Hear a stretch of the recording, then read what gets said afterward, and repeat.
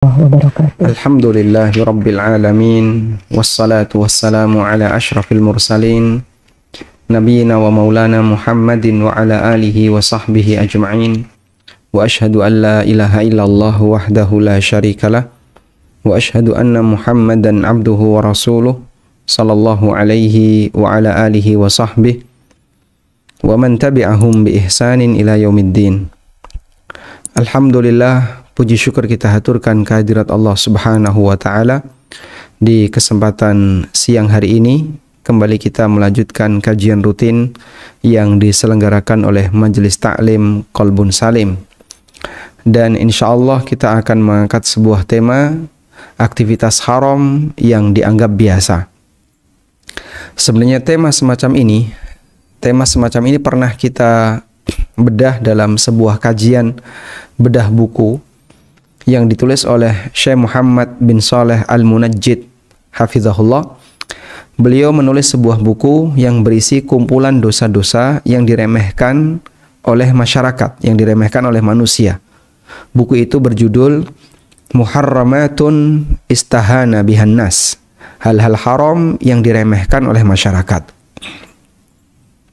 Dan sebagai seorang muslim, tentu kita memahami dampak buruk dari perbuatan dosa itu, apalagi ketika dosa itu sudah menjadi sebuah kebiasaan. Maka ketika orang melakukannya, tidak ada perasaan takut kepada Allah, sehingga perlu ada peringatan la'allahum yarji'un, agar mereka kembali kepada Allah Subhanahu wa ta'ala setelah mereka bergelimang dengan perbuatan dosa dan maksiat. Karena itulah kajian yang berkaitan dengan dosa besar diangkat oleh para ulama sejak masa silam, seperti Adz-Dzahabi dalam karya beliau Al-Kabair, kumpulan dosa-dosa besar.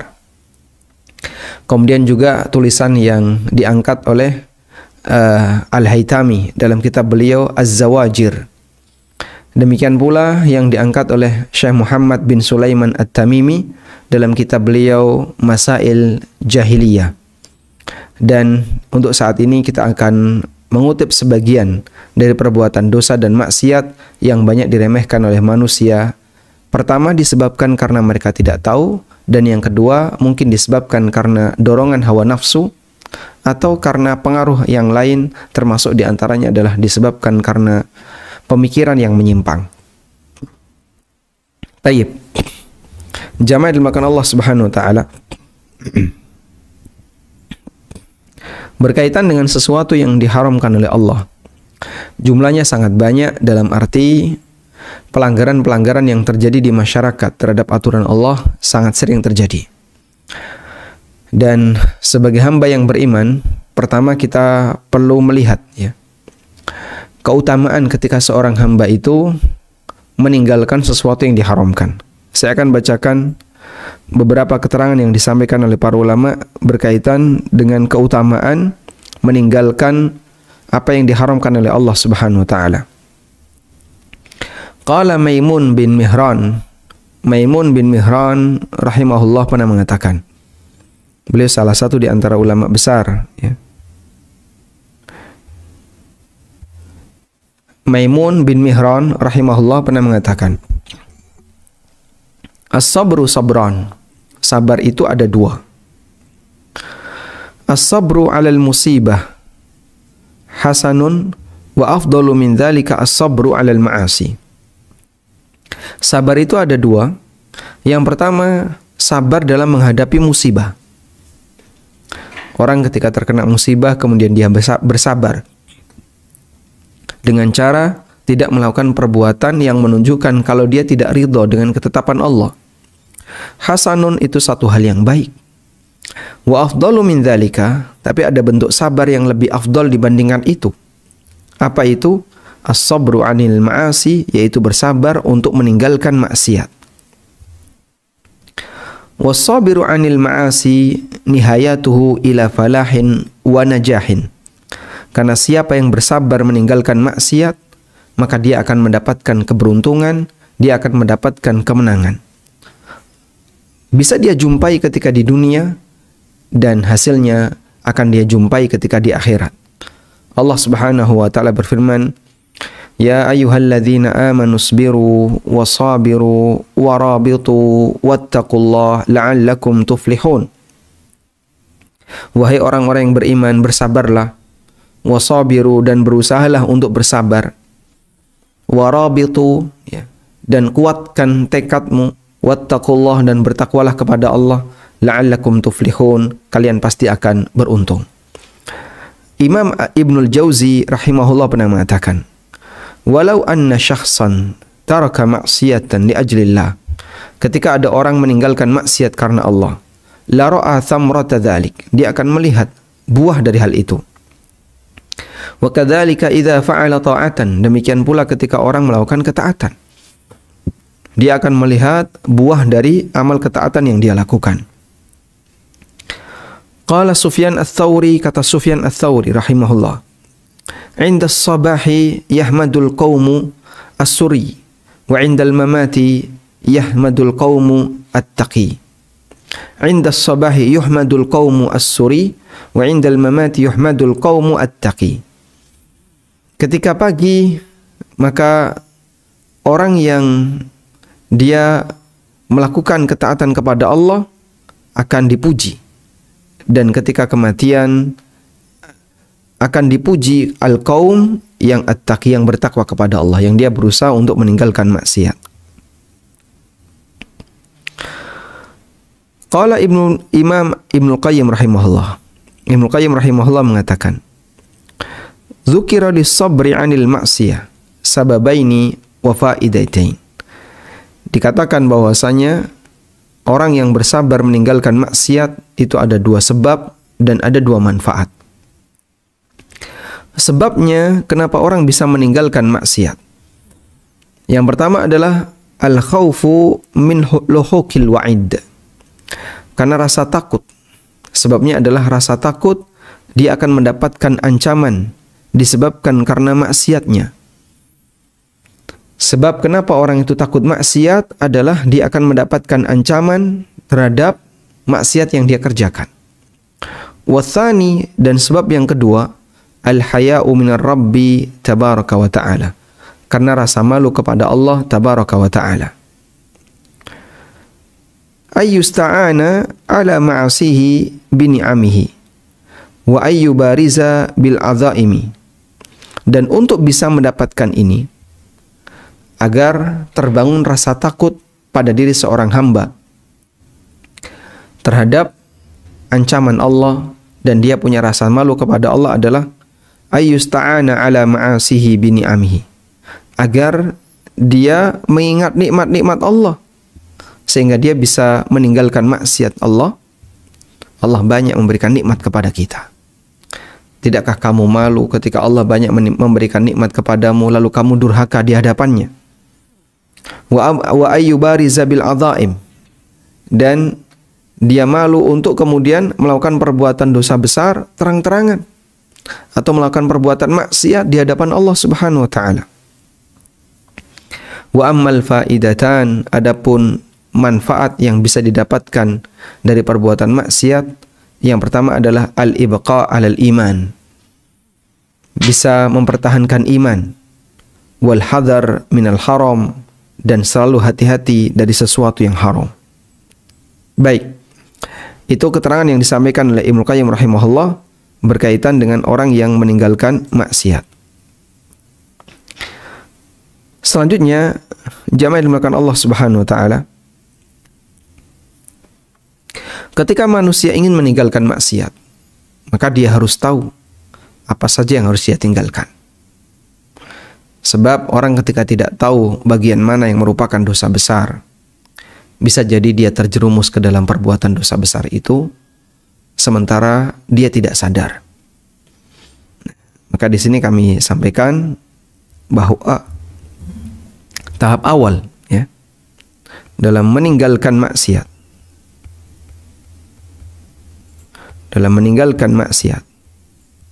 tahap awalnya adalah pahami manfaat besar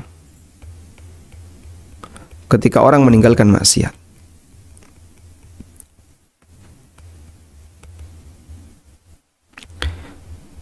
Yang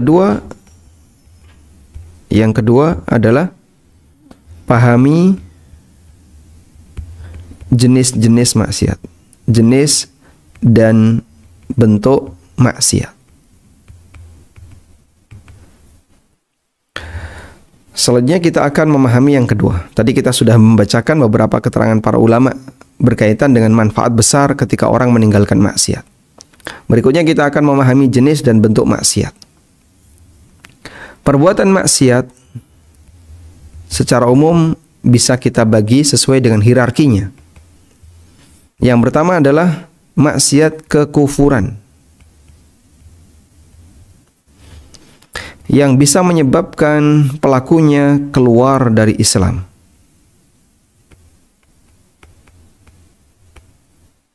Contohnya apa? Contohnya perbuatan kesyirikan. Contoh yang lain adalah perbuatan kekafiran, di mana orang melakukan perbuatan yang itu menyebabkan dia berstatus keluar dari Islam.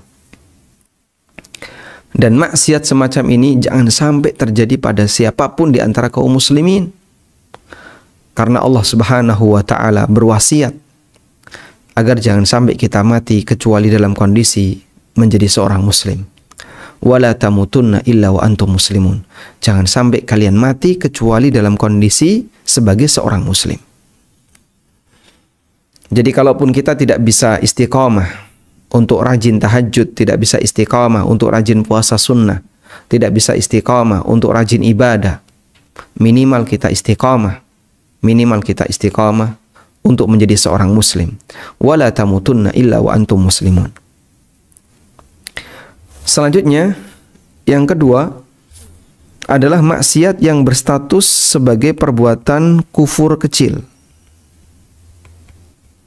Kufur kecil atau syirik kecil. Maksiat yang berstatus sebagai perbuatan kufur kecil atau syirik kecil. Ini adalah perbuatan kekufuran, perbuatan yang disebut oleh syariat sebagai kekufuran atau kesyirikan, namun tidak sampai menyebabkan pelakunya keluar dari Islam. Dan perbuatan ini bisa menghapus amalan yang bercampur dengan syirik kecil itu atau kufur kecil itu. Misalnya orang yang beramal diiringi dengan riya, atau ketika orang itu beramal diiringi dengan sum'ah, atau beramal namun diiringi dengan mencari perhatian kepada selain Allah, dan seterusnya. Maka ini adalah kufur kecil atau syirik kecil. Berikutnya adalah perbuatan dosa besar. Perbuatan dosa besar. Ini adalah perbuatan dosa yang nilainya di bawah kekufuran dan kesyirikan. Namun dia perbuatan yang keji, yang dalam Al-Quran sering disebut dengan al-fahishah. Al-fahishah. Allah Subhanahu wa ta'ala mengharamkan al-fahishah ma zahara minha wa ma batan, baik yang nampak maupun yang tersembunyi. Dan itulah yang dimaksud dengan dosa besar, baik dilakukan terang-terangan maupun dilakukan secara diam-diam. Selanjutnya adalah yang keempat, dosa kecil. Perbuatan dosa kecil atau yang disebut dengan al-lamam atau as-saghair. Sebutan di surat An-Najm disebut dengan al-lamam. Perbuatan yang menuai celaan tapi tidak sampai menyebabkan pelakunya terhitung melakukan dosa besar. Namun ini ketika keterusan, maka bisa menjadi dosa besar. Sebab dosa kecil yang dilakukan terus-menerus, maka akan menjadi dosa besar. Baik, pelaku dosa besar ini disebut sebagai orang fasik. Definisi fasik adalah orang yang melakukan perbuatan dosa besar, walaupun hanya sekali, sementara dia belum bertaubat. Dan kita berlindung kepada Allah dari seluruh perbuatan dosa yang berpotensi untuk dilakukan oleh manusia. Wallahu waliyut taufik, dan dialah zat yang memberikan taufik kepada seluruh hambanya. Tayyib. Selanjutnya, perbuatan maksiat dilihat dari sasaran. Dilihat dari sasarannya.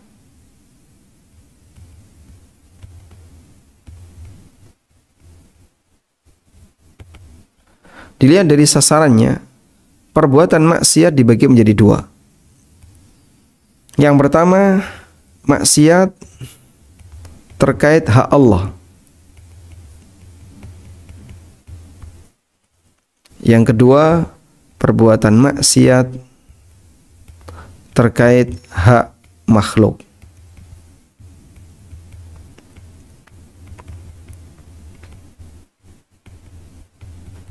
Baik.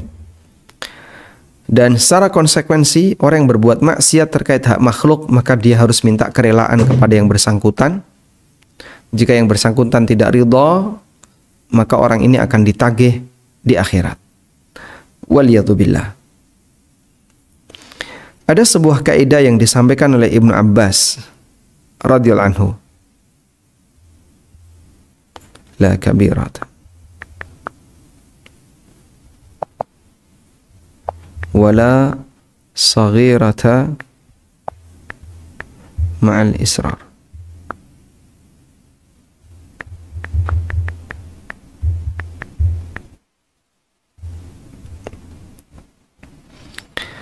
Ibnu Abbas radhiyallahu anhu pernah mengatakan, ada yang menyebutkan ini adalah sebuah hadis, ya. Kalimat la saghirata ma'al israr wala kabirata ma'al istighfar. Hadis marfu dinilai dhaif oleh Ibnu Rajab dalam Jami' Ulum wal Hikam. Faqala, beliau mengatakan, wa ruwiya an Ibnu Abbasin, diriwayatkan dari Ibnu Abbas radhiyallahu anhu annahu qala, beliau pernah mengatakan, la saghirata ma'al israri wala kabirata ma'al istighfar. Tidak ada istilah dosa kecil jika dilakukan terus-menerus, dan tidak ada istilah dosa besar jika diiringi dengan istighfar. Namun ungkapan ini ungkapan yang dinilai dhaif, hadis dhaif, ya. Meskipun apakah itu betul keterangan Ibnu Abbas radhiyallahu anhuma, wallahu a'lam. Karena di sini disebutkan athar yang dari Ibnu Abbas mauquf diriwayatkan oleh Ibnu Jarir dan Ibnu Abi Hatim dalam tafsirnya, dan sanadnya dinilai sahih oleh Syekh Muhammad Amr Abdul Latif. Maka di sini kami katakan kaidah dalam maksiat. Yang pertama, keterangan Ibnu Abbas. Ini bukan sabda Nabi SAW, ya, tapi keterangan Ibnu Abbas. La saghirata ma'al israr wala kabirata ma'al istighfar. La saghirata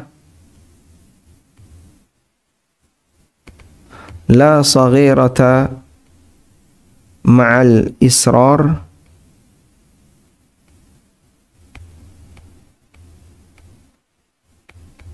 tidak ada istilah dosa kecil jika dilakukan terus-menerus. Wala kabirata ma'al istighfar.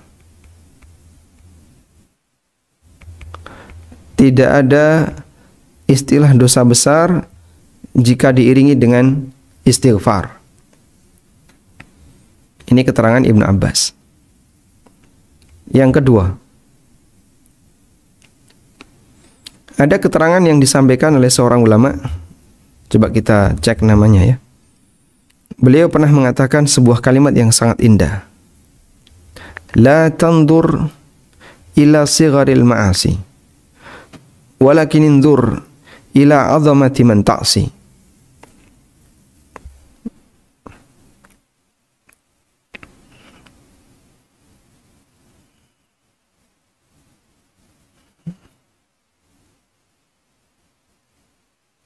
La tandur ila sigharil ma'asi walakin indur ila azamati man ta'si. Di sini tidak disebutkan keterangan ulamanya. Jangan melihat kecilnya maksiat yang kau lakukan, tapi perhatikanlah keagungan zat yang kau durhakai.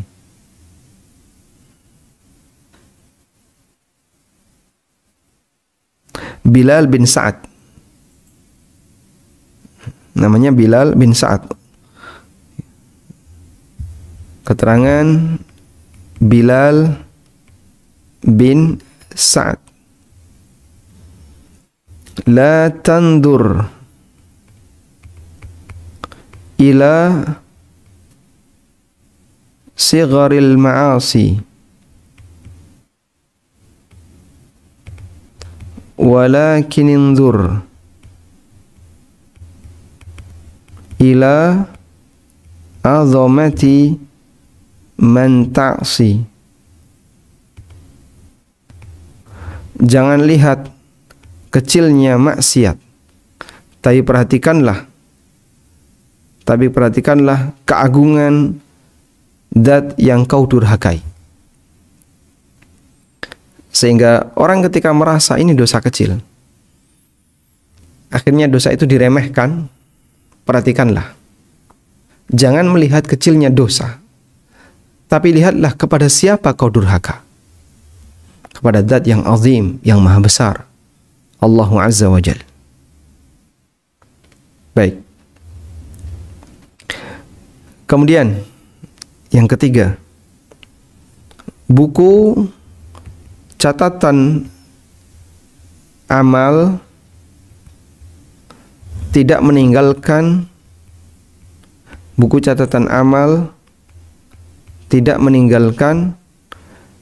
yang besar maupun yang kecil. Sehingga semua dicatat oleh Allah Subhanahu wa taala.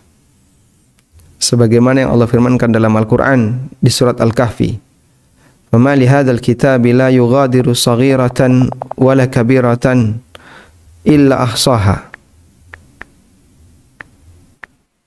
Kitab apakah ini? Wa wudi'al kitab, lalu diletakkanlah Alkitab, yaitu kitab catatan amal. Fataral mujrimin, maka engkau melihat orang-orang yang al-mujrimin, yang rajin berbuat dosa, terutama para pelaku kekufuran dan kesyirikan. Fataral mujrimin, maka engkau akan melihat orang-orang yang banyak berbuat dosa. Musyfiqina mimma fihi, mereka ketakutan untuk melihat apa yang ada dalam isi kitab itu. Wa yaqulun, dan mereka mengatakan, ya wailatana ma li hadzal kitab, wah ini kitab apa ini? La yughadiru saghiratan wala kabiratan illa ahsaha, tidak ada yang besar maupun yang kecil kecuali semuanya tercatat. Wa wajadu ma'amilu hadira, dan mereka menjumpai apa yang mereka kerjakan itu hadir di hadapannya. Wala yadhlimu rabbuka ahada, dan Rabbmu tidak akan mendolimi siapapun. Ada di surat Al-Kahfi ayat 49.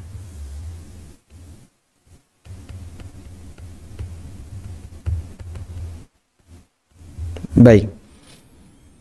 Inilah di antara beberapa kaidah ya yang disampaikan baik dari keterangan para ulama maupun dari keterangan dalam hadis berkaitan dengan masalah maksiat. Nah, selanjutnya kami akan sebutkan beberapa perbuatan maksiat dan perbuatan dosa yang secara umum diremehkan oleh masyarakat. Kita hanya sebutkan sebagian ya. Di antaranya adalah perbuatan maksiat dan perbuatan dosa dalam masalah tauhid. Seperti berbuat syirik kepada Allah, beribadah di kuburan, menyembelih untuk selain Allah. Seluruh perbuatan dosa ini perbuatan dosa yang menyebabkan pelakunya keluar dari Islam. Dan Allah haramkan siapapun yang berbuat syirik. Sebagaimana yang Allah firmankan dalam Al-Quran, innahu umay yushrik billah faqad harramallahu alaihil jannah. Siapapun yang berbuat syirik kepada Allah, maka Allah haramkan dia untuk masuk surga. Sehingga kita catat di sini perbuatan dosa besar yang sering diremehkan oleh manusia. Kita awali dari urutan berkaitan dengan hak Allah.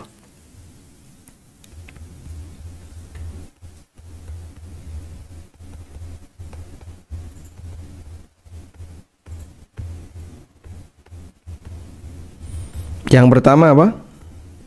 Berbuat syirik.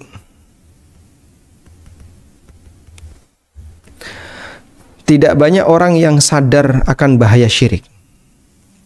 Bahkan sebagian di antara mereka ada yang membela kesyirikan dengan alasan itu adalah budaya.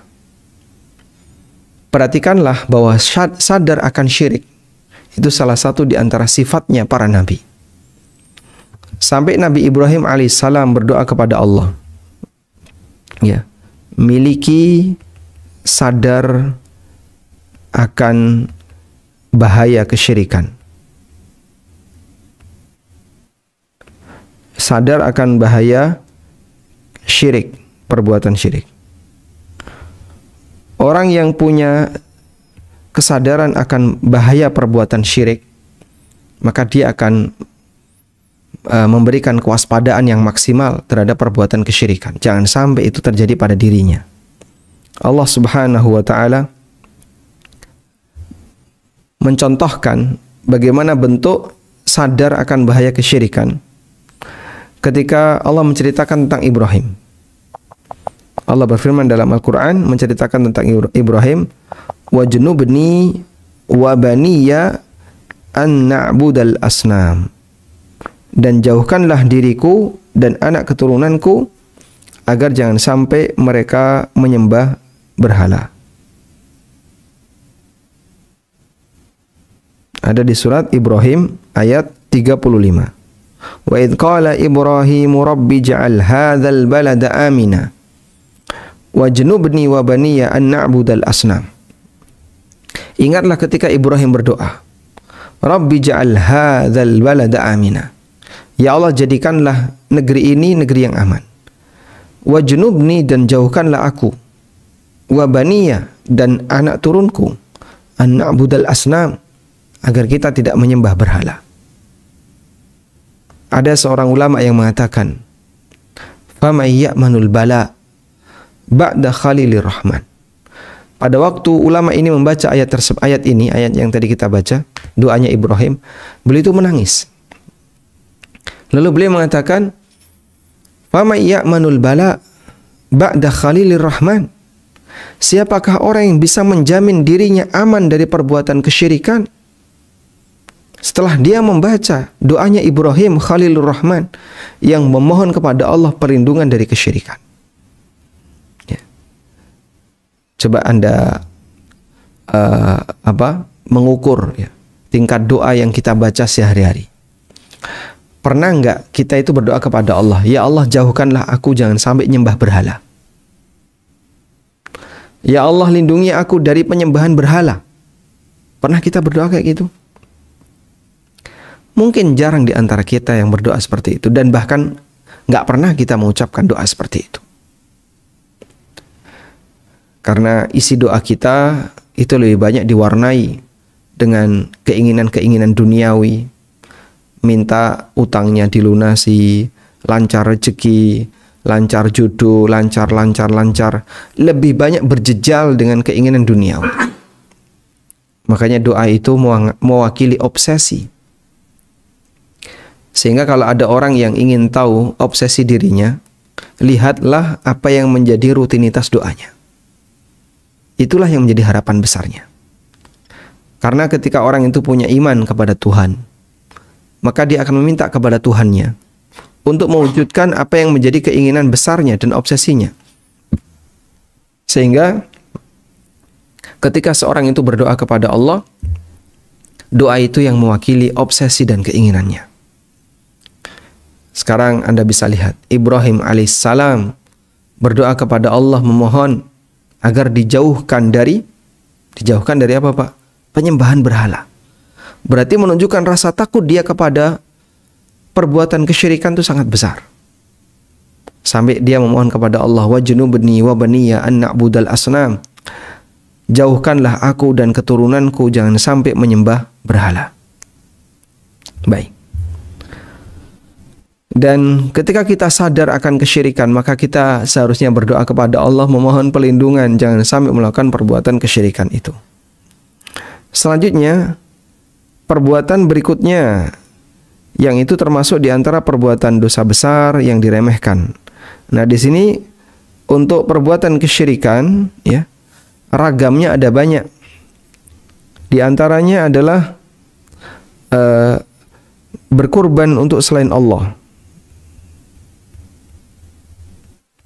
Kalau di Jawa, praktek yang dilakukan misalnya sajen, ya, sedekah bumi atau sedekah laut atau dengan nama yang lainnya, lalu mereka melabuh kepala sapi atau kepala kerbau atau yang lainnya, atau menanam sebagai bentuk berkurban untuk selain Allah Ta'ala. Praktek seperti ini termasuk syirik besar yang bisa menyebabkan pelakunya tidak berhak dapat surga, ya, karena Allah tegaskan, wa may yusyrik billah faqad harramallahu alaihil jannah. Siapa yang menyekutukan Allah, maka Allah haramkan baginya untuk masuk surga. Kemudian contoh yang lain adalah kalau di buku Muharramat itu disebutkan diantaranya adzabhu li ghairillah, menyembelih untuk selain Allah, beribadah kepada kuburan, menyembah kuburan, dan seterusnya. Ya. Kita bisa lihat di sini saya tuliskan bernadar untuk selain Allah. Karena nadar termasuk ibadah, berarti ketika dia beribadah untuk selain Allah, berarti dia berbuat kesyirikan. Tayyib.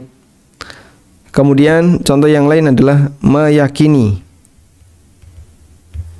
ada manusia yang mengetahui hal gaib. Meyakini bahwa ada manusia yang mengetahui hal gaib. Padahal hal gaib itu murni hanya milik Allah.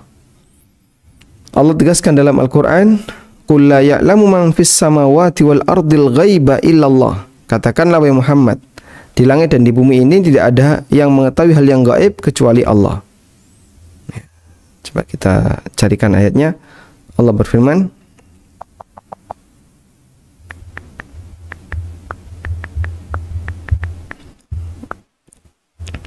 qul la ya'lamu man fis samawati wal ardil ghaiba illallah.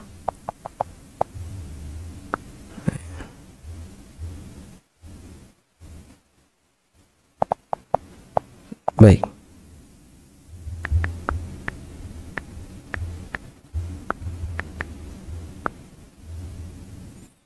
Di surat An-Naml ayat 65 Allah berfirman, qul, katakanlah, la ya'lamu, tidak mengetahui, man, siapapun di langit maupun di bumi, hal yang gaib, tidak mengetahui hal yang gaib, illallah, kecuali Allah. Wa ma yash'uruna ayyana yub'atsun. Sehingga tidak ada satupun malaikat yang tahu hal yang gaib. Sebagaimana para nabi tidak tahu hal yang gaib, kecuali hal gaib yang diwahyukan oleh Allah. Sisanya manusia tidak pernah tahu, dan para nabi juga tidak pernah tahu, kecuali kalau diwahyukan oleh Allah Subhanahu wa Ta'ala. Maka siapa yang meyakini ada selain Allah yang mengetahui hal yang gaib, berarti dia menyamakan makhluk tersebut, manusia tersebut, dengan Allah Ta'ala dalam hal yang menjadi kekhususan bagi Allah, dan itu syirik akbar. Taib. Selanjutnya, yang kedua, perbuatan kekufuran. Perbuatan kekufuran adalah perbuatan yang bisa menyebabkan keluar dari Islam. Bisa jadi bentuknya bukan syirik. Kenapa bentuknya bukan syirik? Karena tidak ada proses menyekutukan Allah dengan selainnya. Tapi perbuatan dosa itu perbuatan dosa yang mengantarkan kepada keluar dari Islam. Ya.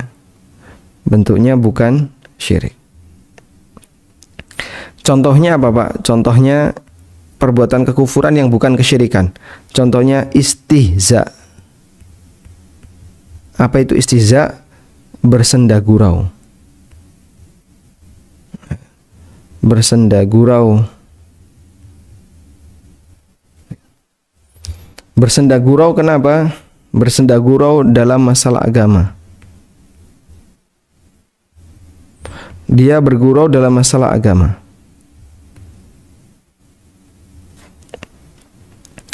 Dan bergurau dalam masalah agama, ancamannya adalah keluar dari Islam.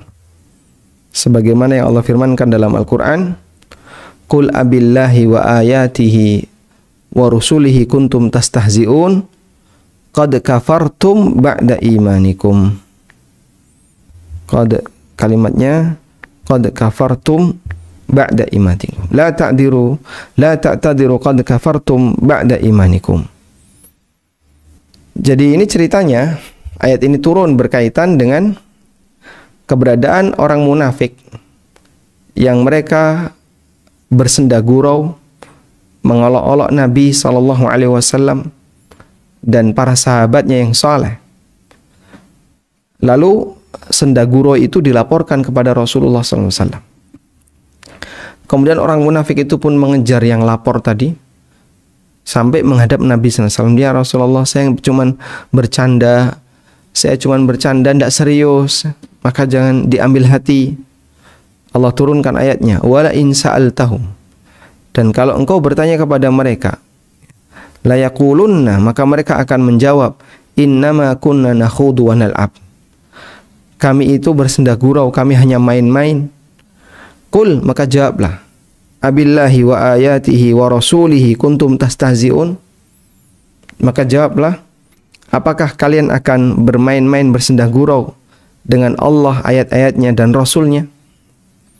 Kalau mau guyonan, mau bercanda, jangan bawa-bawa agama. La ta'tadhiru, enggak usah cari-cari alasan. La ta'tadhiru, jangan cari-cari alasan. Qad kafartum, sungguh kalian telah kafir, ba'da imanikum, setelah kalian beriman. Ya. Sungguh kalian telah kafir setelah sebelumnya kalian beriman. Dan ini di tempat kita termasuk di antara perbuatan kekufuran yang paling merajalela, apalagi ketika orang-orang liberal begitu dominan dalam memberikan pengaruh terhadap media, sehingga orang seolah-olah merasa istihza kepada Allah itu temannya banyak. Tapi ini berbahaya. Ya. Misalnya bentuk istihza kepada Allah? Ya, ada orang mencela Nabi SAW, menghina Rasulullah SAW, menyebut Nabi SAW sebagai rembes, ya, tahu rembes, belen, ya, umbeli, ngeleler kemana-mana, ingus, ya.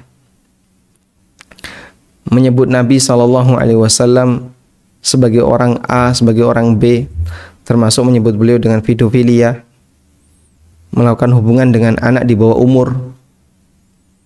Itu istihza kepada Rasulullah SAW, menghina Nabi SAW, atau bersenda gurau tapi dengan menggunakan atas nama Nabi atau dengan objek syiar agama Islam. Hukumnya apa? Bisa menyebabkan kekufuran. Baik. Dan ini termasuk di antara perbuatan yang paling banyak di masyarakat. Maka kita ingatkan, kalaupun mau guyon, mau bercanda, jangan bawa-bawa agama. Sehingga hati-hati. Memuliakan sesuatu harus menghargai sesuatu itu, dan bukti penghargaan itu adalah kita tidak akan guyon dan bersenda gurau dengan sasaran syiar yang kita hormati, Rasulullah SAW, ajaran agama Islam, dan seterusnya. Baik. Selanjutnya yang ketiga adalah perbuatan dosa yang kaitannya dengan orang terdekat kita. Perbuatan dosa terhadap orang dekat. Contohnya apa? Nah, misalnya istri atau anak durhaka kepada orang tua, anak durhaka kepada ortu. Ketika anak durhaka kepada orang tua, maka dia melakukan perbuatan dosa dengan orang dekatnya. Dan salah satu di antara ancaman orang durhaka kepada orang tua, uququl walidain, adalah azabnya akan disegerakan oleh Allah ketika azabnya kemungkinan besar akan disegerakan oleh Allah ketika di dunia. Azabu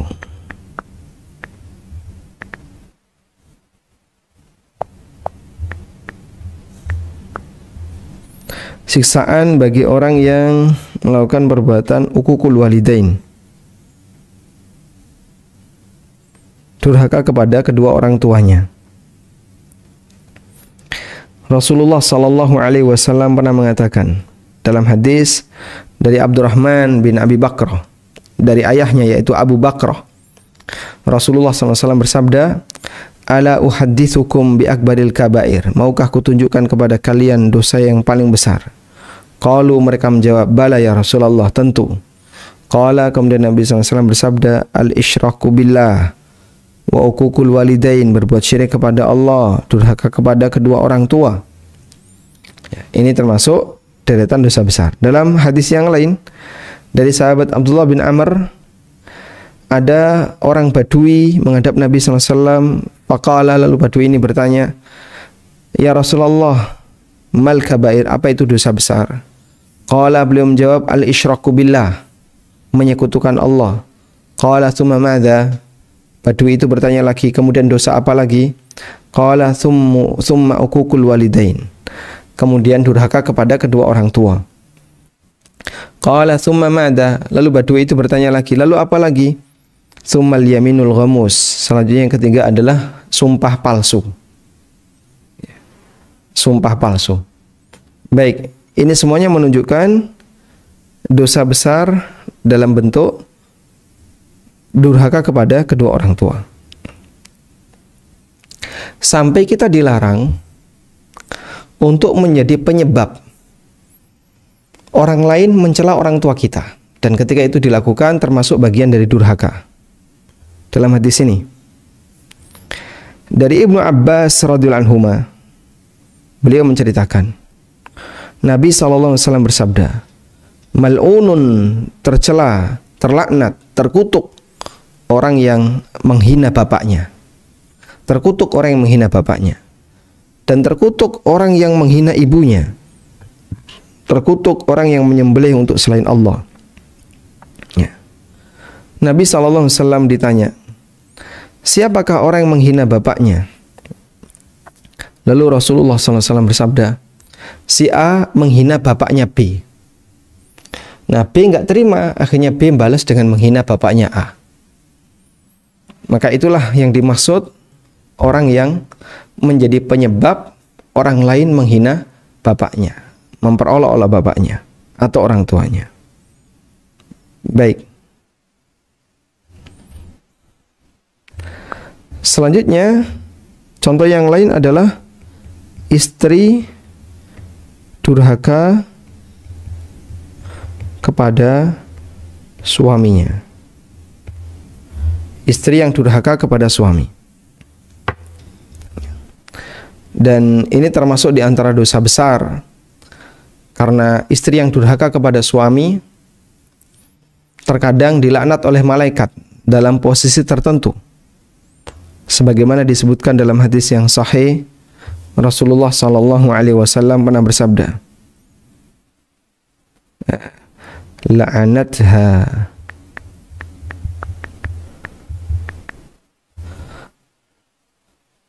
Baik, coba kita lihat hadisnya.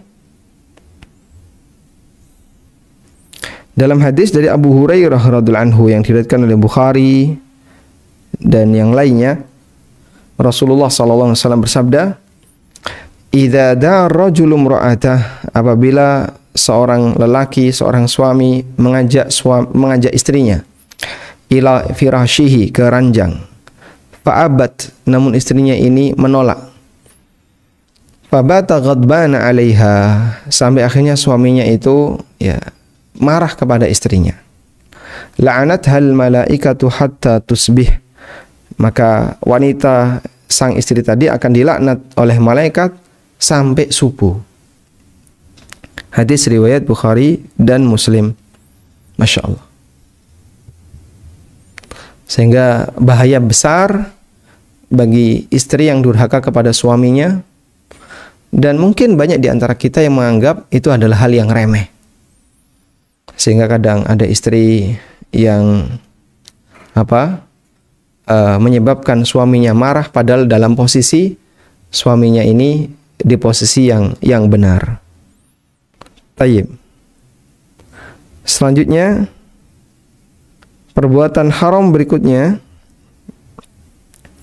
adalah, kalau di sini disebutkan tentang beberapa dosa kecil, ada tiarah, ada bersumpah kepada selain Allah, ini tiarah, bersumpah kepada selain Allah. Kemudian ada duduk bersama kaum munafik dan orang-orang fasik, lalu akrab dengan mereka.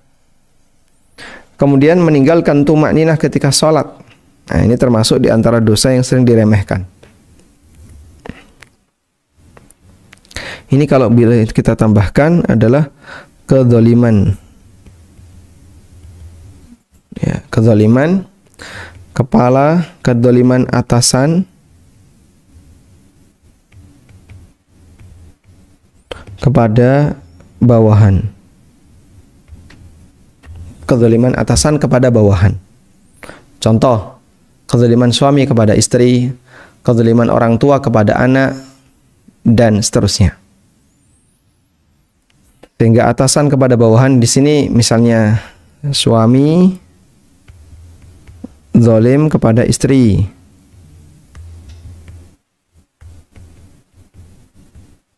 kemudian ada juga suami atau ortu, ya, ortu zalim kepada anak.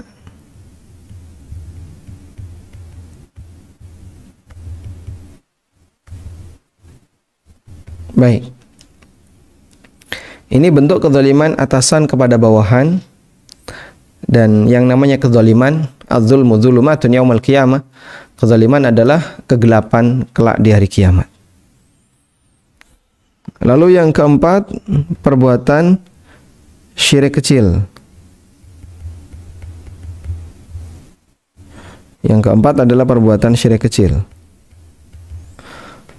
Perbuatan syirik kecil yang keempat ini diantaranya adalah riya. Lalu di sini disebutkan contoh yang lain adalah at-tiyarah, bersumpah kepada dengan menyebut selain Allah. Riya, kemudian tiyarah. Ya. Yaitu punya keyakinan sial karena benda tertentu, lalu bersumpah dengan menyebut selain Allah. Contohnya apa? Bersumpah dengan menyebut selain nama Allah. Contohnya, demi nenek moyang, demi bapakku, demi kakekku, demi, itu bersumpah bersumpah dengan menyebut nama selain Allah. Contoh yang lain yang banyak terjadi di masyarakat, demi kehormatanku, aku berjanji. Apa ini? Tri Satya apa? Muka Dasa Dharma atau apa? Demi kehormatanku. Itu adalah bersumpah dengan menyebut selain Allah, dan itu syirik kecil. Nabi SAW mengatakan, man halafa bi ghairillah faqad asyraka. Barang siapa yang bersumpah dengan menyebut selain Allah, maka dia berbuat syirik, maksudnya syirik kecil. Tiarah ini juga cukup banyak terjadi di lapangan. Rasulullah SAW mengatakan, at-tiyaratu syirkun, at-tiyaratu syirkun. Tiarah itu syirik, tiarah itu syirik. Berkeyakinan sial karena sesuatu yang tidak ada hubungannya itu syirik. Misalnya, mau mengadakan hajatan tapi bertepatan dengan tanggal meninggalnya orang tua. itu nggak jadi, batal. Kenapa? Oh, ini termasuk hari pagebluk, hari sial, sehingga tidak boleh dijadikan sebagai hari untuk perayaan tertentu, resepsi tertentu. Kalau dalam masyarakat Jawa ada istilah geblak, ya. Geblak itu hari kematian. Selasa Kliwon, ya, Rebo Pahing, Kemis Pon, nah, itu namanya geblak.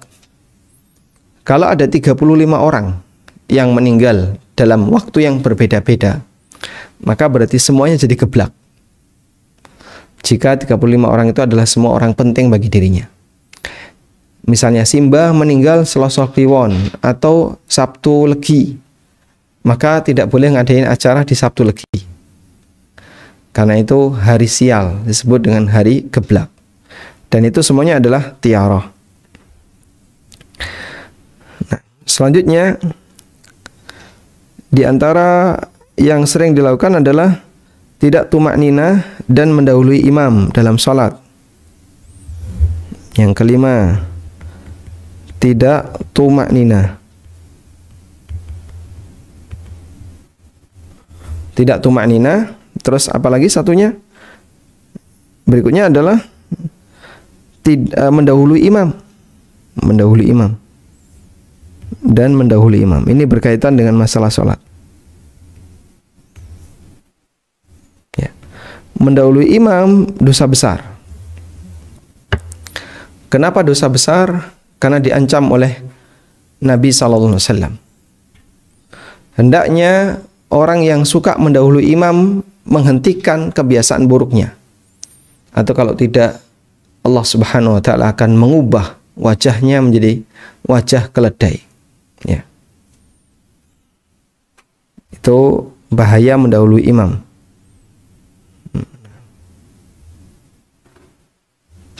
Nabi SAW memberikan ancaman bagi orang yang mendahului imam, sampai beliau sampaikan agar masyarakat itu, umat beliau, menghentikan kebiasaan buruk ini.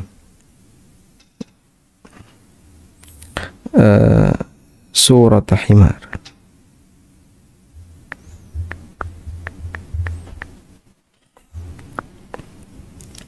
Musabaqatul imam.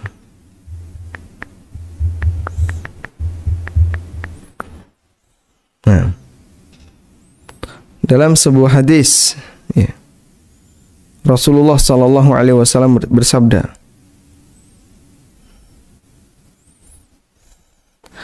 "Ama yakhsha alladhi yarfa'u ra'sahu qabla al-imam."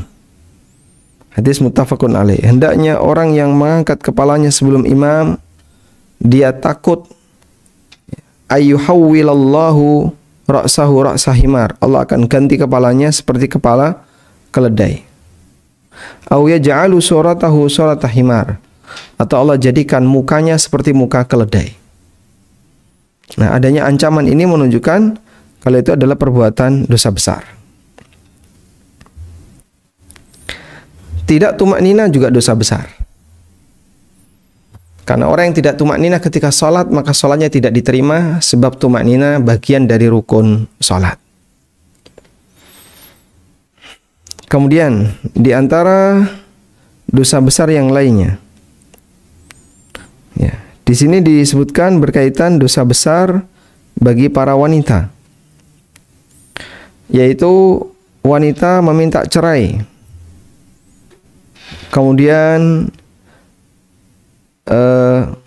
wanita ini khulwah bil ajnabiyah, berduaan dengan lelaki yang bukan mahramnya.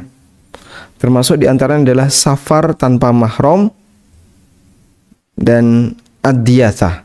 Maka saya sebutkan beberapa saja. Yang keenam, dosa terkait syahwat. Dosa terkait syahwat lawan jenis. Baik. Dosa terkait syahwat lawan jenis. Di antaranya apa, Pak? Ya, di antaranya di sini tadi disebutkan, misalnya melakukan zina, liwat, homo atau lesbi, kemudian gugat cerai dan seterusnya. Zina dan LGBT. Ya. Kemudian yang lain adalah berduaan dengan wanita yang bukan mahram.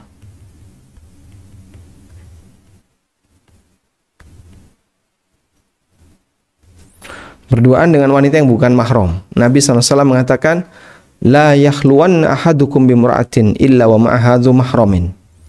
Jangan sampai kalian berduaan dengan wanita yang bukan mahram kecuali kalau ditemani dengan mahramnya. Lalu safar wanita tanpa mahram. Ini juga sangat sering ya. Wanita melakukan safar tanpa mahram. Padahal Nabi SAW menyebut tidak halal wanita safar tanpa mahram. La yahillu limra'atin. Tidak halal bagi wanita yang beriman kepada Allah dan Rasulnya antusafira untuk melakukan safar sehari semalam kecuali ditemani oleh mahramnya. Jadi sampai dikaitkan dengan iman kepada Allah dan hari akhir. Tidak halal bagi wanita yang beriman kepada Allah dan hari akhir untuk melakukan safar sejarak perjalanan siang malam laisa ma'a hurmah sementara dia tidak membawa mahram. Ya. Hadis riwayat Bukhari. Maka dalam hadis ini Nabi SAW menyebut tidak halal. Berarti perempuan ketika melakukannya hukumnya tidak diperbolehkan. Dan pelanggaran seperti ini cukup banyak. Kemudian memakai parfum ketika keluar rumah. Ketika di luar rumah.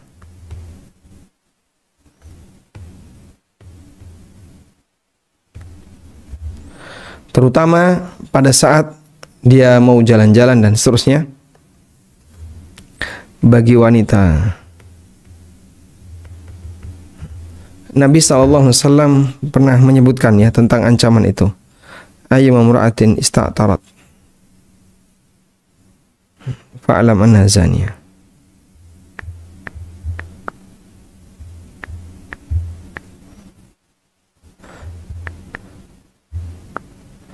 Liyajida rihaha.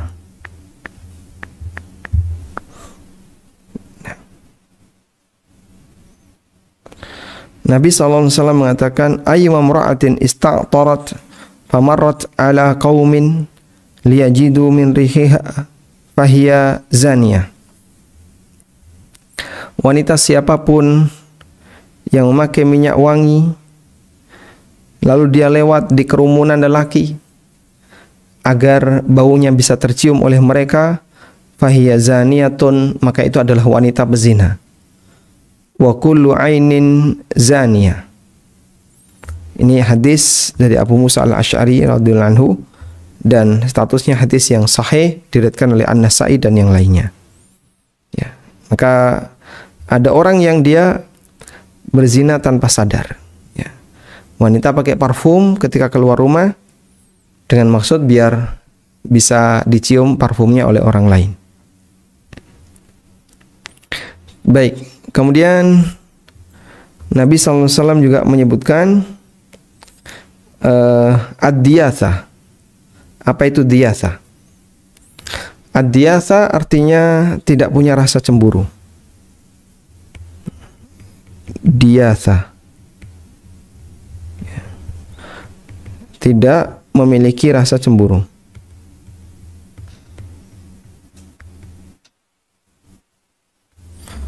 Sehingga lelaki yang diyasa itu membiarkan istrinya tidak jilbaban, membiarkan istrinya boncengan sama orang lain, bagi dia biasa aja. Dan Nabi SAW menyebutkan ya tentang ancaman itu. Ad-dayus alladhi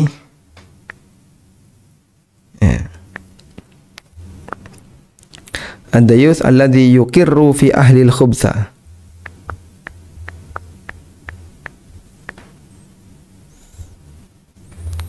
Dalam sebuah hadis yang sahih, Rasulullah SAW bersabda, hadis riwayat An-Nasai dan yang lainnya, salasatun la yanzurullahu azza wa jalla ilaihim yaumal qiyamah. Ada 3 orang yang enggak bakalan dilihat oleh Allah di hari kiamat.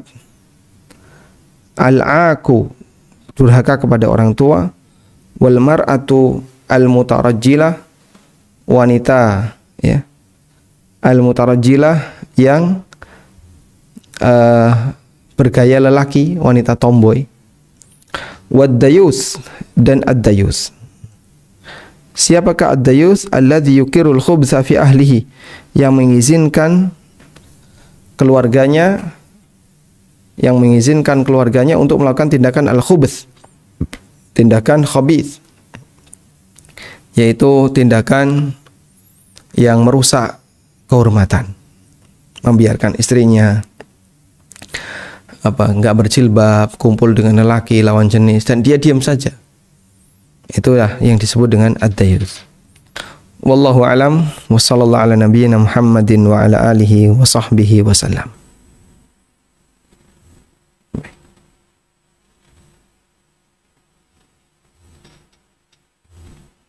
Coba di Alhamdulillahirabbil alamin.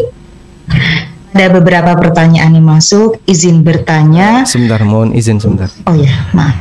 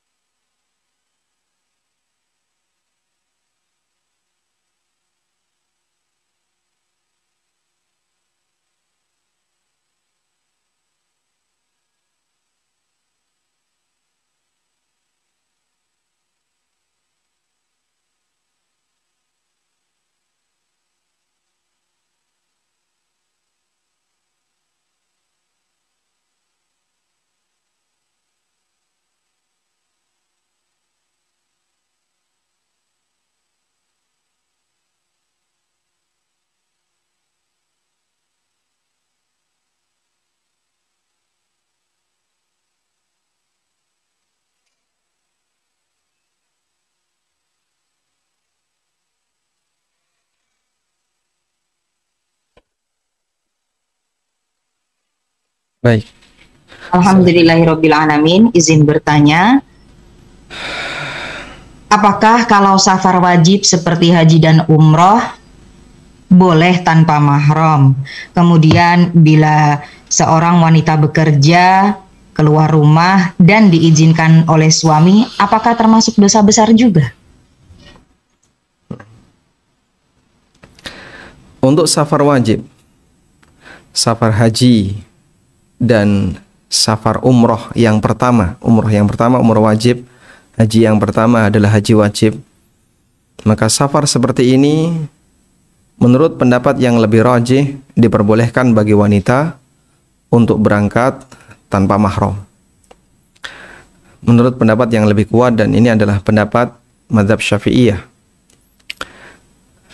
Namun untuk selain safar wajib, seperti safar untuk aktivitas kerja, karena itu sifatnya hal yang mubah, atau safar untuk aktivitas yang sifatnya mubah lainnya, maka safar seperti ini karena dia bukan safar wajib, maka pada asalnya wanita terlarang untuk melakukan safar tanpa mahram.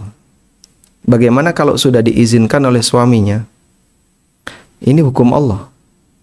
Dan seharusnya suaminya tidak mengizinkannya karena ini pelanggaran istri kepada hukum Allah. Dan izin suami tidak mempengaruhi hukum Allah. Karena itu dalam posisi ini, kalau suami mengizinkan, berarti seharusnya suami menyediakan mahram. Misalnya kakaknya istri, atau adiknya istri, atau siapa, atau dia sendiri yang menemani. Agar ketika keluar kota tetap ada yang menemani dan tidak sendirian. Nabi SAW menyebut, la yahillu, tidak halal bagi wanita yang beriman kepada Allah dan hari akhir. Artinya diingatkan, kalau kalian beriman kepada Allah, cinta Allah, dan beriman kepada hari akhir, artinya meyakini kalau nanti akan ada hisab, maka jangan sampai wanita itu safar tanpa mahram, karena nanti akan dipertanggungjawabkan di akhirat. Wallahu a'lam.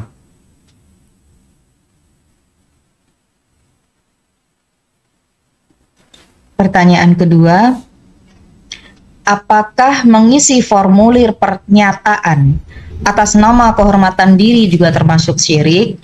Misalnya kami tinggal di sebuah negara ini, di sini diminta KTP harus mengisi formulir pernyataan tidak poligami atas nama kehormatan diri. Apakah itu termasuk syirik, Ustadz? Itu bukan termasuk sumpah ya. Kalimat atas nama diri saya, atas nama. Jadi atas nama di situ adalah pernyataan bahwa yang menyatakan ini saya sendiri. Dan ini saya lakukan dalam rangka untuk menjaga kehormatan diri saya. Insya Allah tidak masalah. Bukan termasuk sumpah dan bukan termasuk bentuk beribadah kepada diri sendiri. Yang tidak boleh adalah bersumpah dengan kehormatan dirinya, bersumpah dengan dirinya, itu termasuk syirik. Dan berbeda antara atas nama dengan bersumpah. Wallahu a'lam. Kepada Ibu Gita Tara Asfari, dipersilahkan dengan singkat dan jelas. Ya, terima kasih. Assalamualaikum warahmatullahi wabarakatuh, Ustadz. Waalaikumsalam warahmatullahi wabarakatuh. Barakallahu fiik atas segala ilmu yang diberikan. Semoga Ustadz juga ANB tim serta seluruh umat muslim dalam keadaan sehat selalu dan dalam lindungan Allah SWT. Amin. Walakum bimithlin. Amin. Afwan, izinkan saya bertanya. Saat ini karir saya berfokus di bidang sumber daya manusia, seorang human resources di beberapa organisasi di mana selalu berhubungan dengan interview kandidat yang akan di-hire. Dan setelah sesi interview selalu diberikan sesi review atau penilaian internal yang kami diskusikan dengan leader dan tim. Yang ingin saya tanyakan, apakah hal ini termasuk ghibah karena membicarakan orang yang tidak ada, baik kekurangan dan kelebihannya. Jazakallahu khair, Ustaz. Barakallahu fiik. Ghibah tidak semuanya dilarang. Ada ghibah yang diperbolehkan. Imam Nawawi rahimahullah di Riyadhus Shalihin ketika membahas tentang ghibah, beliau menyebutkan ada 6 pengecualian yang diperbolehkan dalam ghibah. Dan salah satunya adalah memberikan penilaian ketika ada maslahat besar untuk pihak tertentu. Dan itu pernah dilakukan oleh Nabi SAW. Tersebutlah seorang wanita, kalau tidak salah namanya Fatimah bintu Umais. Fatimah ini diceraikan oleh suaminya, cerai 3. Lalu beliau menjalani masa iddah di luar rumah suaminya. Kemudian Nabi SAW berpesan kepada suaminya, kalau kamu sudah selesai masa iddah, fa'akhbirini, tolong info kepadaku, sampaikan kepadaku kalau masa iddahnya sudah selesai. Ternyata setelah masa iddahnya selesai, wanita ini sudah dilamar oleh 2 orang. Yang pertama Muawiyah bin Abi Sufyan, yang kedua Abu Jaham. Maka Nabi SAW ketika mendatangi Fatimah menanyakan tentang masa iddahnya, dan Fatimah melaporkan sudah selesai, ternyata sudah ada 2 lelaki yang melamar. Kemudian Nabi SAW memberikan nasihat. Amma Abu Jaham fala yada'u yadah. Abu Jaham fala yada'u asahu. Abu Jaham itu nggak pernah meletakkan tongkatnya. Kalau Abu Jaham itu lelaki yang nggak pernah meletakkan tongkatnya.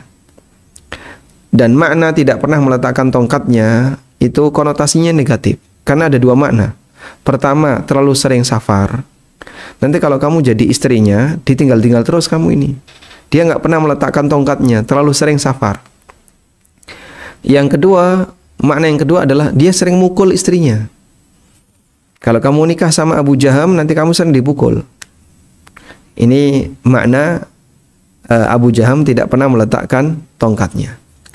Kemudian lelaki yang kedua adalah Muawiyah. Nabi SAW mengatakan, amma Muawiyah fasu'lukun la malalahu. Muawiyah itu orang miskin, gak punya harta. Tazawwaji Usama. Sebaiknya kau nikahi Usama. Kau menikah dengan Usama. Jadi maksud Nabi SAW meminta kepada si Fatimah bintu Umais, bukan putri beliau ya, agar setelah selesai masa iddah segera lapor. Tujuannya adalah mau dinikahkan dengan Usama bin Zaid. Ternyata sudah ada dua lelaki yang lapor. Nah, Nabi SAW ngasih nasihat, lelaki dua ini punya kekurangan. Kekurangan A apa, kekurangan B apa. Maka membahas itu untuk kemaslahatan bagi pihak yang meminta saran, hukumnya boleh. Oleh karena itu, apabila Anda di bagian di Human Resources, di HRD, kemudian Anda harus melakukan assessment terhadap karyawan atau siapapun yang akan bergabung, menyebutkan sisi baik dan buruknya, menimbang itu, insya Allah bukan termasuk ghibah yang terlarang. Wallahu a'lam. Izin bertanya Ustadz, mohon kejelasannya. Bagaimana arti safar sehari semalam dimaknai dengan benar? Apakah jika perjalanan kurang dari sehari semalam tidak termasuk safar yang diharuskan dengan mahram? Arti safar sehari semalam menurut ukuran di zaman Nabi SAW, bukan menurut ukuran sekarang. Kalau kurang dari sehari semalam gimana Pak Ustadz? Misalnya berangkat jam 6 subuh dari bandara ke bandara, balik lagi ke bandara ya. Jam 6 sampai jam berapa? Jam 10. Itu bisa perjalanan 4 jam, itu kemana? 4 jam itu perjalanan dari Jakarta ke Papua misalnya. Terus sampai di Jayapura jam 12 sudah take off lagi. Jam 12 balik lagi ke Jakarta. Loh, itu kan belum ada sehari semalam. Kira-kira gimana? Jakarta dengan Papua itu sudah safar atau belum? Sudah.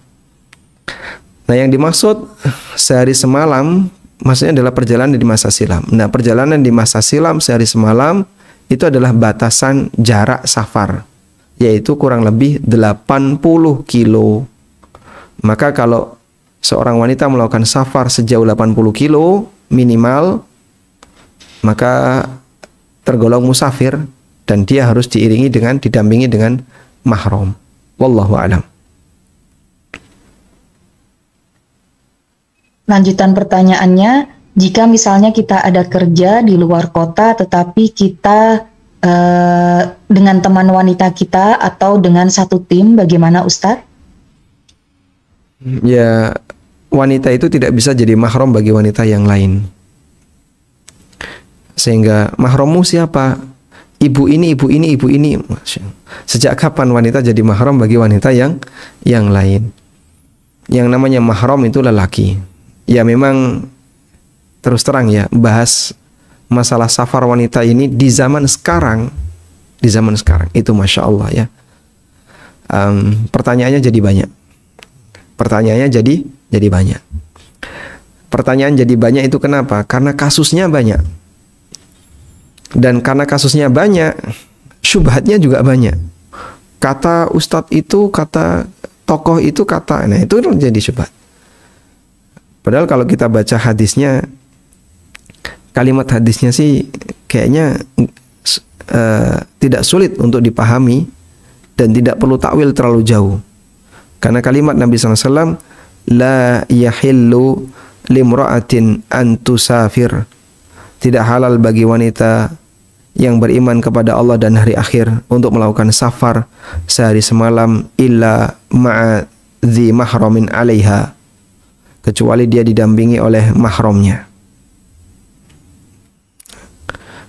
Yang menarik di sini, ini hadisnya dari Abu Hurairah riwayat Bukhari. Nabi SAW menyebut la yahillu, enggak halal. dan boleh kaitkan dengan iman kepada Allah dan hari akhir. Tidak halal bagi wanita yang beriman kepada Allah dan hari akhir. Ya. Ungkapannya kayak gitu. Kira-kira apa yang bisa Anda simpulkan? Beriman kepada Allah dan hari akhir. Kenapa digandingkan iman kepada Allah dan hari akhir? Iman kepada Allah bukti kecintaan dia kepada Allah dan keyakinan dia bahwasanya ini adalah perintah Allah. Kepada hari akhir, bukti bahwasanya dia meyakini nanti akan ada hisab di hari akhir. Kalaupun di dunia dia tidak punya pengaruh apapun misalnya, tapi saya baik-baik saja, tidak ada apa-apa. Itu ketika di dunia. Cuman masalahnya kan hidup tidak sekali. Dan disebutlah yahillu, tidak halal, sehingga ini menanamkan sebuah prinsip kepada kita semua bahwa praktek ini adalah pelanggaran yang ya tidak halal. Untuk melakukan safar sejarak sehari semalam 80 kilo kecuali ditemani mahram. Baik, jadi kalau hadis ini jika kita baca secara makna tekstual ya, itu tidak mengandung kemungkinan-kemungkinan yang lain secara makna tekstual. Maka kembali kepada tingkat wanita ini bertakwa kepada Allah. Pelanggaran lelaki itu berada di pandangan matanya. Pelanggaran perempuan terjadi pada semangat dia untuk memamerkan dirinya. Sehingga klop. Lelaki pengen bisa melihat wanita yang bukan mahram, sedangkan wanita pengen dilihat oleh lelaki yang bukan mahram. Klop, ya. Maka Islam memberikan barrier, ya, memberikan tabir, memberikan batasan jangan sampai itu terjadi, sehingga lelaki dikasih peringatan dengan serius untuk urusan syahwat itu hindari sejauh mungkin. Sedangkan perempuan dikasih peringatan hindari keluar rumah. Makanya perintah Allah dalam Al-Quran untuk wanita disuruh apa? Wanita, waqarna fi buyutikunna wala tabarrujna tabarrujal jahiliyatil ula wa ati'na Allaha wa aqimnas salata wa atinaz zakata wa atina Allah wa rasulah. Di surat An-Nur ayat 33. Al-Ahzab ayat 33, afwan. Al-Ahzab ayat 33. Allah berfirman, "Wa qarna fi buyutikunna wa la tabarrajna tabarrujal jahiliyatil ula." Tinggallah kalian di rumah kalian dan jangan melakukan tabarruj seperti tabarrujnya orang jahiliyah. Kenapa tinggal di dalam rumah diiringi dengan larangan tabarruj? Karena wanita ketika sudah punya hobi keluar rumah pasti tabarruj. Kan tidak mungkin dia keluar dengan penampilan yang kurang indah untuk dipandang. Maka dia pun dandan dan kadang ditambah dengan pakai parfum. Sehingga ketika kerja sampai ada teman di Jakarta yang tanya, "Ustadz gimana ya? Saya kalau naik motor tiba-tiba dibalap ibu-ibu, dibalap gadis-gadisnya." Terus ya dibalap kan biasa sih dibalap. Ya dibalap. Cuman kan orangnya nggak ngerokok. Kalau dibalap orang yang ngerokok kan kena asap rokok. Nah ini dibalap dengan orang yang pakai parfum. Ya, bisa jadi suasananya lebih mengerikan dibandingkan dibalap oleh yang ngerokok. Kalau dibalap orang yang ngerokok, terciumlah bau rokok. Mencium bau rokok dosa nggak? Nggak. Yang ini dibalap oleh ya cewek-cewek yang pakaiannya kayak gitu, pakai parfum. Suasananya akan berbeda. Dan yang tanya ini masih bujang kan. Imajinasinya terus berkembang, nggak karuan. Itulah yang terjadi pada manusia. Sehingga ada kerjasama, ya, simbiosis antara maksiat satu dan maksiat dua. Oleh karena itu kita berusaha bertakwa kepada Allah. Fattaqullaha mastata'tum. dengan menjaga kehormatan masing-masing, sehingga lelaki menjaga kehormatan dengan berusaha menjaga pandangan, dan wanita menjaga kehormatan dengan berusaha simpanlah diri Anda baik-baik. Wallahu a'lam.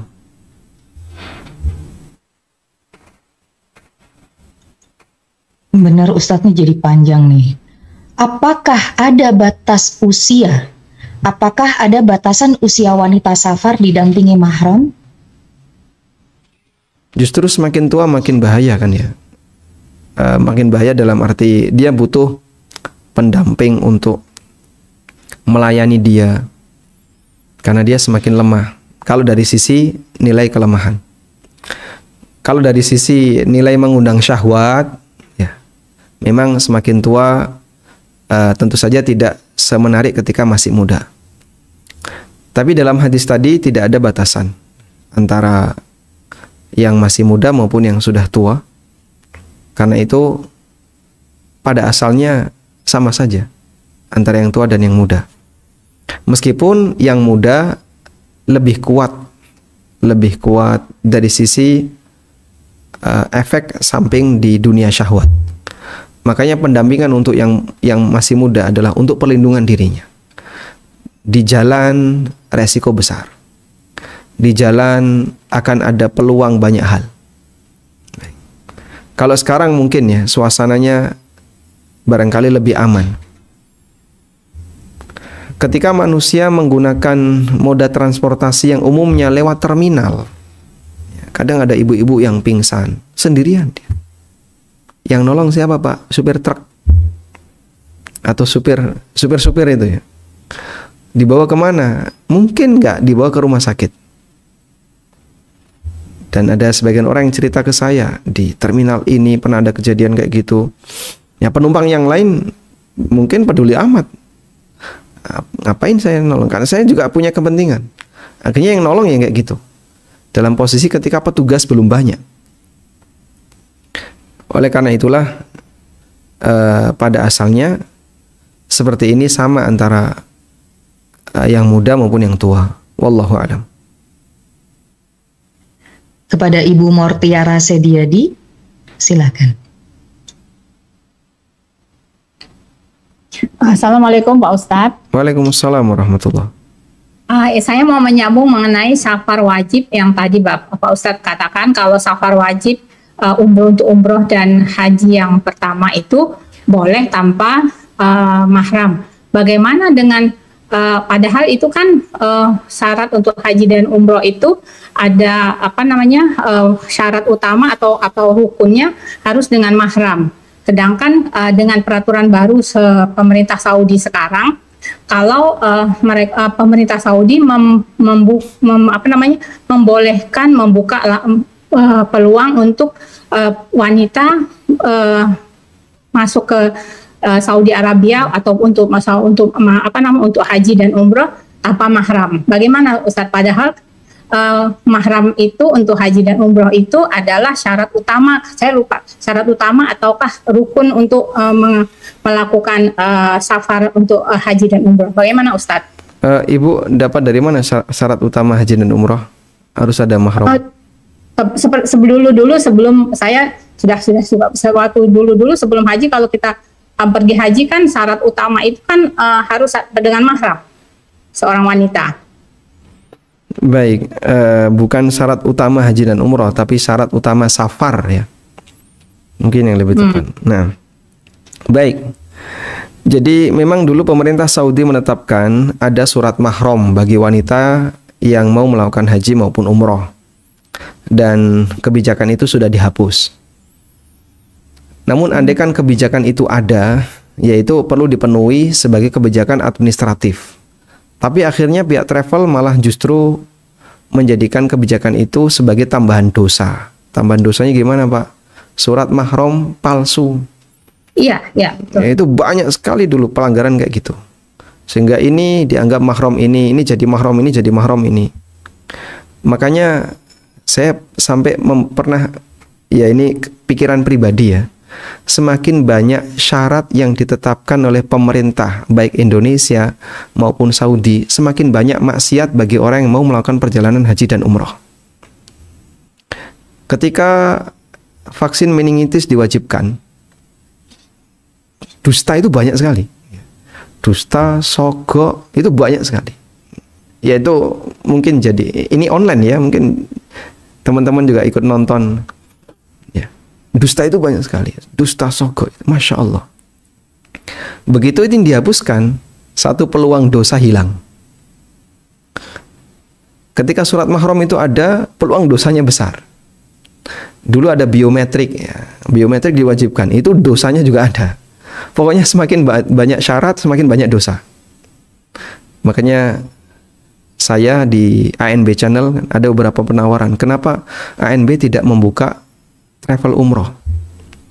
Mohon maaf, secara pribadi saya melihat bisnis ini pelanggarannya banyak. Gitu. Dari sisi dusta di kanan, dusta di kiri, sogok dan seterusnya. Yaitu baru memandang dari satu sudut pandang aja ya. Mungkin teman-teman yang lain juga punya cara pandang yang berbeda. Sehingga sampai sekarang saya belum tertarik untuk itu. Ya meskipun diminta untuk jadi pembimbing di beberapa travel yang lain. Jadi dengan melihat kenyataan itu, saya memandang kok pahit banget ya untuk dapat. Memang untung berapa sih dalam sebuah perjalanan umroh? Sementara untuk satu orang, kadang satu misalnya kemarin ini nggak vaksin, akhirnya karena nggak vaksin gimana? Nembak, nggak vaksin corona ya. Terus belum vaksin kartu kuning nggak bisa, nembak lagi. Surat mahram nggak ada, nembak lagi. Mau berapa kali tembakan ini? Dan itu semua adalah dusta, dusta, dusta, bertumpuk dusta. Untuk ya bukan syarat dengan mahram itu memang ketentuan dari Allah sama Rasul itu bukannya begitu. Nah itulah ketentuan safar ya, yang lebih tepat syarat wanita safar harus mahram, dan itu disebutkan dalam hadis tadi, la yahillu, tidak halal. Baik, tapi kenapa haji dan umroh yang wajib itu dikecualikan? Ya, itu mengacu kepada riwayat Aisyah di mana beliau pernah melakukan safar ma'rufqah bersama rombongan wanita yang aman dalam posisi safar yang sifatnya wajib. Nah, itu dipahami untuk safar wajib. Maka kalau selain safar wajib, ya jangan ngambil rukhsah itu. Jadi safar wajib ini terhitung rukhsah khusus untuk safar wajib. Kalau yang selain safar wajib jangan mengambil rukhsah sehingga tidak melebar. Kalau dengan itu yang Rasulullah pernah di seorang sahabat mau perang lalu dia mengatakan tapi istri saya minta mau haji atau umroh, saya lupa itu ya. Lalu terus Rasulullah bilang ya sudah temani istrimu, tidak usah ikut perang. Nah itu bagaimana Pak? Kita ikut Allah atau maksudnya perintah Allah untuk safar atau pemerintah Saudi gitu? Gimana di situnya perbedaannya jadinya? Ibu jangan menganggap bahwa pemerintah Saudi menganjurkan safar haji dan umroh tanpa mahram. Bukan menganjurkan. Tapi pemerintah Saudi dalam urusan haji dan umroh itu bukan cuma kepentingan negara ini tok. Dan mereka juga mengcover masukan dari negara-negara yang lain.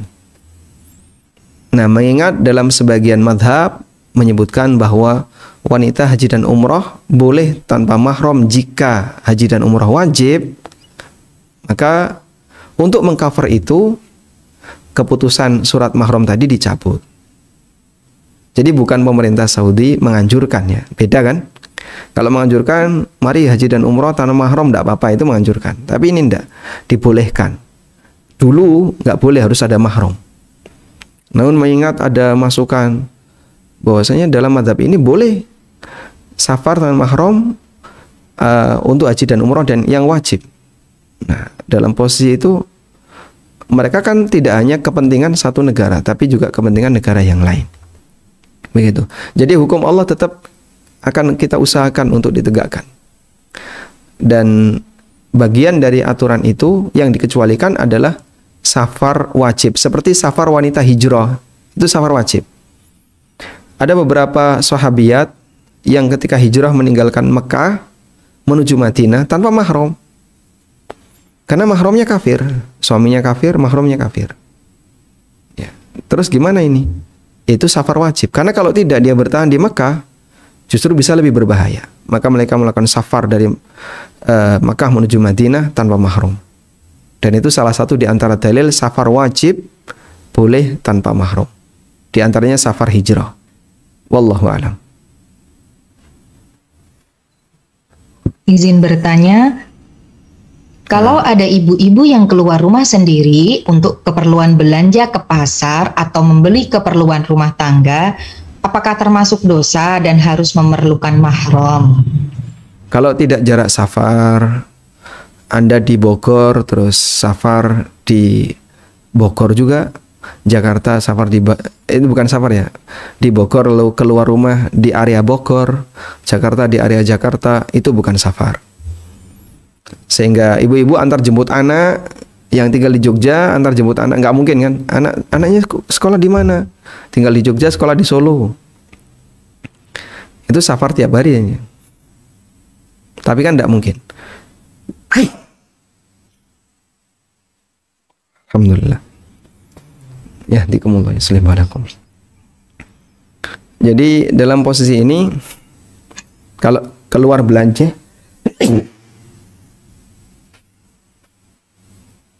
nah, kalau keluar hanya untuk belanja dekat, ya, tidak sampai jarak safar, tidak perlu ditemani mahram. Wallahu alam.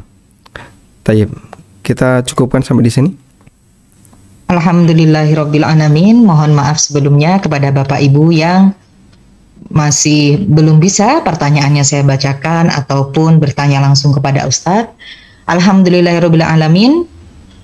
Berakhir pula kajian kita pada siang hari ini. Bapak dan Ibu semua silahkan bergabung dengan grup WhatsApp Majelis Ta'lim Qalbun Salim untuk mendapatkan jadwal-jadwal kajian selanjutnya.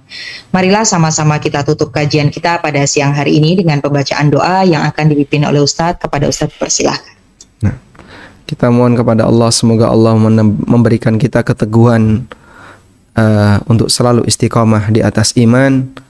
Allahumma inna nas'alukal huda wat tuqa wal afafa wal ghina. Allahumma inna nas'alukas sadad. Wa sallallahu ala nabiyyina Muhammadin wa ala alihi wa sahbihi wa sallam wa akhiru da'wana alhamdulillahi rabbil alamin. Subhanakallahumma wa bihamdika asyhadu an la ilaha illa anta astaghfiruka wa atubu ilaik. Wassalamualaikum warahmatullahi wabarakatuh.